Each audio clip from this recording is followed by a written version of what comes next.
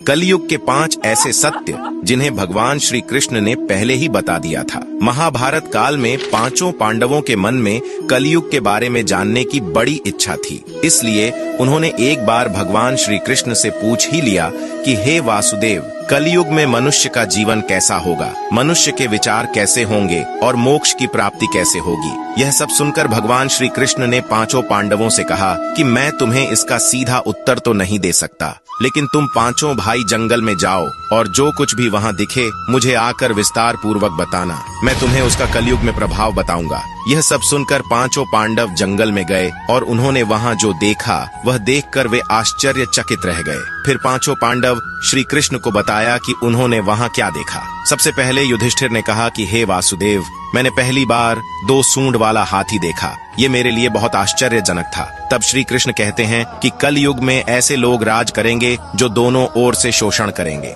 कहेंगे कुछ और करेंगे कुछ और, मन में कुछ और होगा और कर्म कुछ और ही करेंगे। ऐसे ही लोगों का कलयुग में राज होगा। उसके बाद अर्जुन ने कहा कि हे वासुदेव, मैंने जो देखा वह तो इससे भी आश्चर्यजनक था। मैंने एक पक्षी देखा जिसके पंख पर वेद लिखे थे, लेकिन वह मांस खा रही थी। तब श्री कृष्ण बताते हैं कि कलयुग में ऐसे लोग रहेंगे जो बड़े ज्ञानी कहलाएंगे। वे ज्ञान की चर्चा तो करेंगे, लेकिन उनका आचरण राक्षसों जैसा होगा। कलयुग के मनुष्य धन और संपत्ति के लोभी होंगे, भले ही उनके पास कितना भी ज्ञान क्यों ना हो। उसके बाद भीम ने कहा कि एक गाय अपने बछड़े को इतना चाटती है कि बछड़ा लहू लोहान हो जाता है। तब श्री कृष्ण कहते हैं कि कलयुग में माँ के बच्चों की प्रति ममता इतनी बढ़ जाएगी कि उन्हें अपने विकास का अवसर ही नहीं मिलेगा, जिसके कारण मोह माया में पड़कर वे बर्बाद हो जाएंगे। इसके अलावा जब किसी का बेटा घर छोड़कर साधु बनेगा तो हजारों लोग उसके दर्शन करने जाएंगे, लेकिन जब खुद का बेटा साधु बनेगा तो वे रोएंगे कि मेरे बेटे का क्या होगा।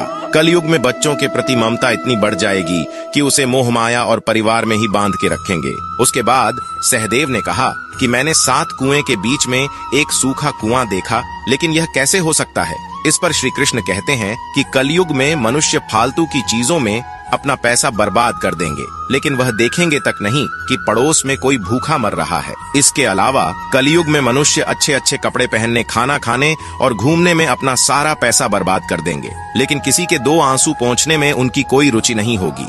इसके बाद नकुल ने कहा कि एक चट्टान सभी पेड़ पौधे को तोड़ रहा था, लेकिन वह एक छोटे से पौधे पर टकराकर रुक जाता है। इस पर श्री कृष्ण कहते हैं कि कल युग में लोगों का जीवन पतन हो जाएगा। ऐसे में हरि नाम का एक छोटा सा शब्द उस पतन को रोक पाएगा।